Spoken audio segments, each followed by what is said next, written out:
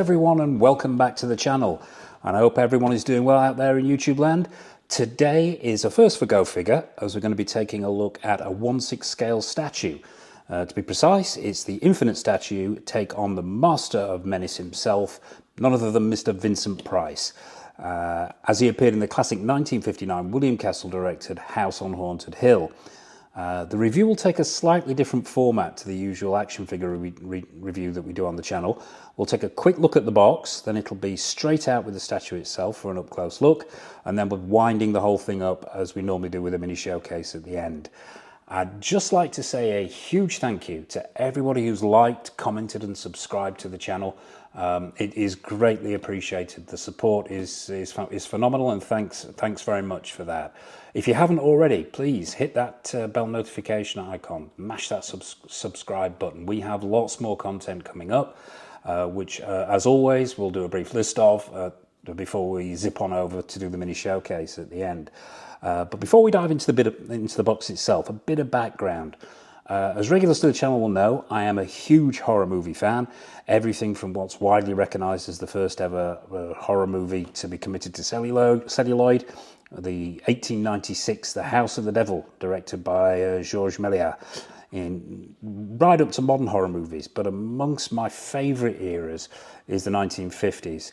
It was the time of such legends as Boris Karloff, Lon Chaney Jr., Bela Lugosi, and of course the legend that is Vincent Price. Now, Infinite Statue are an Italian company. They've been around for a while. They've been making statues for quite some time, and lots of other collectibles as well. And this is part of their old and rare line, which covers a lot of classic actors: Marlon Brando, James Dean, Laurel and Hardy, just to name but a few. But this is the first 1/6 scale statue of theirs that I've owned, so it's a voyage of discovery for all of us. This is a brand new figure. Literally, it's just come through the door. It's gone straight in front of the camera. So let's have a look at the box. And a huge box it is too. And very well presented. I was impressed when I saw this box. Quite large, obviously. Getting this whole thing in shot wasn't easy, so I might have to manhandle this so we can see the sides and the back. But yeah, the front of the box itself is this lovely high gloss, has this high gloss finish. You've got a photo of the statue on the left hand side and a close-up on the right hand side. Across the top, Vincent Price's signature, 6 scale limited edition statue. Bottom right hand corner, Infinite Statues and Collectibles. And in the top left-hand corner is an official stamp from the Vincent Price estate to show that this is an officially licensed product. So yeah, that's the front of the box. Let's see if we can't get this thing into shot so we can see what's on the sides. I might have to angle this so you can see it. On the side here, it's relatively straightforward. It's just a white signature, Vincent Price's signature, again says 6 scale limited edition statue. Once again, Infinite there, and the official estate of Vincent Price stamp, which is pretty much repeated on the other side as well. It's a rather odd box, this, because the front and the back and the sides are all slightly different angles, but yeah, we'll try and get this in shot. On the bottom here, you've got exactly the same information as on the sides, but this has got a rather nice glossy shot of the statue. And we'll take a look at the back. Not an awful lot to see on the back here, just the usual warnings. Don't piss this statue off, or it may turn up on your doorstep at midnight with a glint in its eye. Limited edition. This one was a limited edition run of 200, and this is number 174. You've got the website, Infinite Statue website, and really that's pretty much it for the box. Now, as I say, it's brand new and only just coming down. It's hefty and still sealed. So what we'll do next is we'll crack those seals. We'll get this statue put together, get it in front of the camera, see if it'll fit on a turntable, and take a close-up look at Vincent Price himself. Okay, I take that last statement back. We're going to alter the format of this review. Having cracked the seals and got inside the box, this statue actually comes slightly disassembled and does come with accessories. So I thought what we'd do is we'd take a look at the accessories and the other bits and pieces that comes with it, and also the stand before we actually assemble the whole thing. because I think it's worth actually looking at all the bits and pieces that come with it. So what do you get? Well, first of all, is a certificate of authenticity, which is really nice to see. I'm assuming this comes with all Infinite statues. As I said before in the opening section there, I have never owned one before, so this is a new one on me, but it's nice to see. So yeah, certificate of authenticity, we'll put that to one side. Now these accessories on the left hand side here are things that you can sort of scatter about the base itself in order to decorate it in any way you see fit, whether you want to use them all or where you want to put them is entirely up to you. But what you do get, and now I am trying to figure out whether this is plastic or polystone. It has got some weight to it, this skull. Difficult to tell at this point. I'll go with polystone. It feels like polystone. It doesn't feel like plastic, but yeah. What you've got here is a really, really nicely painted skull. The sculpting is excellent. The paint applications are really, really nice. There's washes on there to pick out the cracks and all the detailing. The teeth are really, really well done, and it looks suitably aged and unpleasant. So yeah, half a skull. We'll put that to one side. We'll stick with the bones. You get this hand, skeletal hand. Now, this definitely feels like plastic. I could be wrong. If someone wants to correct me in the comment section below, if I've got this wrong and this is all polystone or all plastic or a mixture, please let me know in the comment section. But this feels like plastic to me.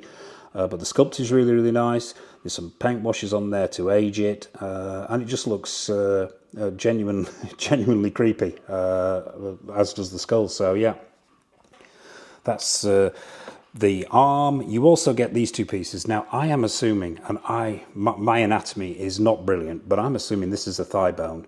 Now once again, difficult to tell whether this is polystone or plastic. I'll chance my arm and say polystone. I'm going simply on the temperature, but it could be plastic. Not that much weight to it, but yeah, I'm assuming this is a thigh bone and that this is a hip bone, and that sort of was meant to fit in there at some point when the owner was alive.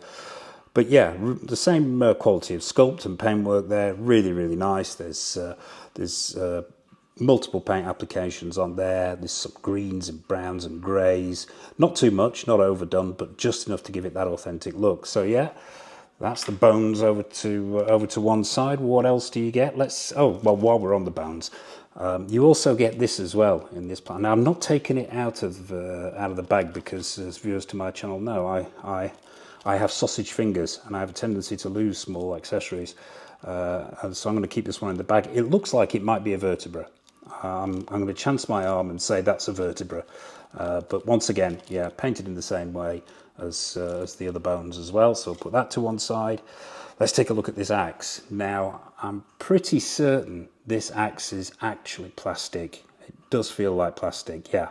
The head of the axe is plastic and the body is as well, but it's got some nice paint applications on there, some dark paint in the crevices to give it that wood effect, and the axe head, if the light is catching this, has been really, really nicely bloodied. It's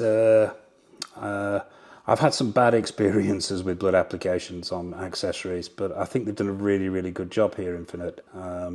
That looks very good. It's wet at the ends there. It's just the right colour. It's darkening, and even the edge of this blade. I don't know whether the camera's actually picking this up. I'll try and get this in shot. The edge of this axe blade is not perfectly sharp. It's got pits and dinks in it. It looks aged and used. So yeah, very, very nice. So yeah, that's your 6 scale axe. You also get this swap out hand. Now I'm pretty certain this hand is polystone. Paint applications are really, really nice. It's holding a candle. The fingernails are really, really well done. There's some pinks in there. The flesh tones are really nice. There is creasing, and you can see the bone work and the vein work, and the knuckles is really, really nice. And that candle is very well done. We've got wax dripping down the side. The paint works really, really nice as well. I believe there were 2 versions of this. This is the standard edition. I believe there was a deluxe edition that came with a separate hand, which is actually holding the hangman's noose, which you could swap out. But this is just the regular edition, so we just get the candle. but very nicely done it is too. So we'll put that to one side. Let's take a look at this base. Now, this base has got some heft to it. I believe this is polystone. Now, I'll just put the turntable to one side for a second so we can try and get this into shot, because it's a hefty beast, this base. It's got some weight to it, but it is very, very nicely sculpted. We'll start at the top here. Yeah, it's most certainly polystone. Obviously, you've got the slot here in the centre where I believe one of the figure's leg pegs will go. But yeah, you've got this sort of rock effect on the top here. Lots of different paint applications here. There's whites, there's greys, there's sort of an orange effect there, and then there's this sort of wet look blood stain off centre, which is really, really nicely done. The same paint that they've used on the head of the axe there. Around the side, you've got this Art Deco pattern that runs all the way around. Now, this is actually reflective of the house that they filmed the movie in. I'm trying to remember the name of the designer off the top of my head. I can't remember. It's a very famous designer anyway, architect who designed the house, and I believe it still stands today. Yeah, it was following a very Art Nouveau. Was it Art Nouveau or Art Deco? I will have to check in between takes, but yeah, this is reminiscent of the pattern on the outside of the building, and that was continued in the inside of the building as well. And very nicely done it is too. As I say, got some real weight to it. There's this sort of brick wall. I'm assuming this is to replicate the cellar, which plays a big part in the film itself. And we've even sculpted and painted the back as well, which is really nice to see. So yeah, these rocks are particularly well done. With the white effect there, and then you've got these browns, and yeah, just exceptionally well painted. And on the bottom, let's just take a quick look at the bottom. Yeah, on the bottom here, you've got the same information that you've got on the box: the estate stamp, the signature, and the limited edition number 174 of 200. And just very, very nice it is too. So yeah, there's your base. Now, let's take a look at this head sculpt, because this actually came separately. It wasn't attached to the statue when I took it out of the box, and I have to say, I am suitably impressed. Yeah, they've most certainly captured the likeness of Vincent Price there, 100%. They've gone for that sort of sideways look that he was capable of doing when he was menacing stroke, quizzical stroke, hatching an evil plot look. And both myself and actually my other half were a little concerned when we saw the initial shots that this left eye might be too closed, and it might look like he was winking. But actually, in hand, it works, and it works really, really well. The paint applications are excellent. Once again, I believe this is polystone. The hair is very, very well sculpted. The colour is correct. Although this film is black and white, we know this was the colour of his hair. Those eyes are really nice and glassy. The pencil moustache is really well done. And we've even got some of the blemishes on the side of the nose, on the left-hand side of the cheek, and on the right as well. There's furrows in the brow. Yeah, just overall, I am very, very impressed with that. Very impressed indeed. And there is most certainly no mistaking that as Vincent Price. A wonderful head sculpt. So yeah, props to Infinite. Well done here. I am very impressed. So yeah, we'll put that to one side. So that is everything, bar the actual body itself. So what we'll do next is we'll bring out the body. We'll construct it off camera, because I'm sure the last thing you want to see is an old man futzing around with a statue. But we'll put it all together. Hopefully the turntable will be able to cope with it. We'll get it all together onto the turntable and have a close-up look at how this thing looks all put together. Okay, so here he is, fully constructed onto the turntable, which I have to say is groaning under the weight. First impressions are very, very good. As I said before, this is my first 1/6 scale statue, and it's my first foray into Infinite statue. And I have to say, first impressions are very, very good. I am exceptionally impressed. Obviously, I've done my research into this particular statue before buying it, so I was quite aware of what was coming. However, in hand and in front of me, yeah, I am very, very impressed. I really, really am. Where to begin? I'm not going to do the usual start at the bottom and work our way up, because the entire body itself is sculpted out of polystone. So it's all one material. The suit, the head sculpt, the severed head he's carrying, everything is all polystone. But the paintwork is absolutely phenomenal. I'll try and bring the camera in a little bit closer so we can pick out some of those details. Straight away, as I say, very, very impressed. Where to begin with this guy? We've already talked about the head sculpt. The head sculpt is absolutely spot on. I love the pose they've gone for here. It's not. There's some motion in there, but not too much. He's just lifting that left leg ever so slightly. Let's stop him from spinning, actually, so we can take a closer look. And bring him round and bring him a little bit closer into shot. We might lose a bit of the base here, but let's just lift this camera up a little bit so you can get a closer look at the details here, and bring these lights round a little bit. Yeah. So, yeah. Well, first of all, let's start with this severed head he's carrying. The sculpt on here is really, really nice, and I actually. Sort of in preparation for this arriving, I revisited the film again last night, and this head is very, very accurate to the one that is found in the closet in the film itself. The paintwork on this polystone is really good. There's a milkiness to the eyes there. There's a wetness to the blood that's running down from the nose. The sculpt on the tongue, which has got that wet look as well. The hair is very, very nicely sculpted, and if you bring it round, you can see there's also this sort of what looks like a rag, or what was left of a part of the dress. I believe it's meant to be a female head. I mean, I suppose it's a slight inaccuracy, because at no point in the movie does Vincent Price actually walk around carrying this head. It's actually carried by another character. Similarly, the swap-out hand, which is carrying the hangman's noose, he never walks around carrying that in the film.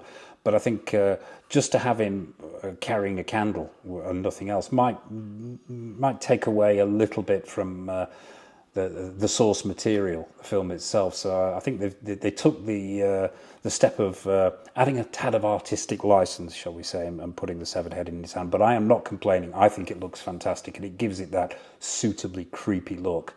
The suit itself is exceptionally well sculpted. The paintwork is really, really good. It's a grey pinstripe. The shirt and tie, once again, very, very well sculpted and painted.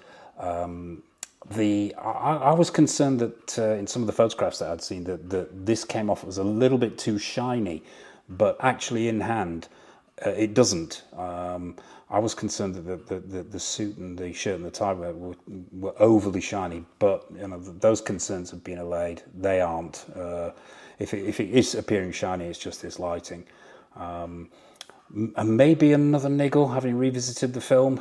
Although the cut of this suit is absolutely spot on, because Vincent Price was a very tall, quite gangly guy, and he used to wear his suits in a specific way, which was very long in the body section here.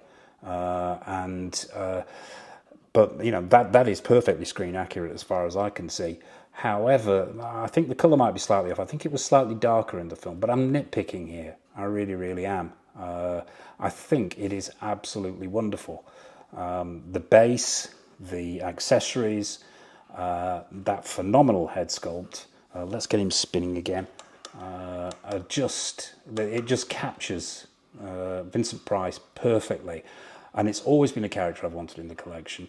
And I've always wanted to actually, get more into the 1/6 scale statue world as well. So I think as I dip my toe into this world, I am really, really pleased with this. I think it'll be a fantastic companion piece to some of my 1/6 scale figures, my caustic plastic, Bela Lugosi and Nosferatu and so on. So I am suitably impressed. I am. So there you have it. That is Vincent Price in all his glory, the master of menace from House on Haunted Hill. So what do you think? Do you collect 1/6 scale statues? Is it something that you have? Do you have this statue itself? Please put a comment in the comment section below. I'd be really interested to hear your take on this. So yeah, I suppose all it remains for me to say is thank you for watching. I hope you've enjoyed this review. I'm not going to give this a mark out of 10, simply because it's my first 1/6 scale statue. And also I'm incredibly biased because I knew what I was getting. I wouldn't have purchased it blind, so I'm biased. But if you ask me on a personal level to give it a score, I'd go for a 9. Yeah, I'd go for a hard 9. It would be a 10, but I would say there's just a couple of inaccuracies there. But they're minor, absolutely minor, and unless you're a cinephile like me, you probably wouldn't even notice. So yeah, there you have it. So I suppose all it means for me to say is thank you for watching. I hope this review's been useful for you if you're thinking of getting this statue. Take care of yourselves. Happy collecting. What we're going to do next is go over to the mini showcase. Just before we do that, though, what's coming up on the channel?